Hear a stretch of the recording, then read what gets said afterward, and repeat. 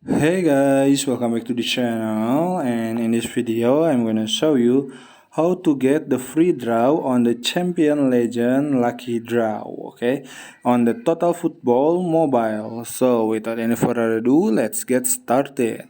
First thing you need to do is you need to log in into your Total Football account, and if you already log in, you can go to the Champion Legend Lucky Draw on the left below the events menu on the main menu like this, and then you can click, and then you will get the free draw for the first draw, okay, like this. And then you can click the free draw, or you can checklist the skip animations if you don't really like the animations or the draw or on the draw, okay.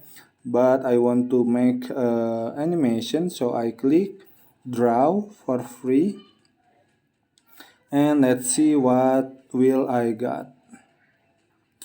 And for this free draw, I get X50 agent contract, okay. So what you already get from the free draw on the champions game like this on the Total Football Mobile, you can comment on this comment on the comment section down below, okay. So here it is. I hope this video was helpful for you guys. If you like the video, you can like, comment, and share, and also subscribe to the channel if you haven't done that already. And if you have a questions, you can leave it in the comment section down below. Thank you so much for watching, and bye.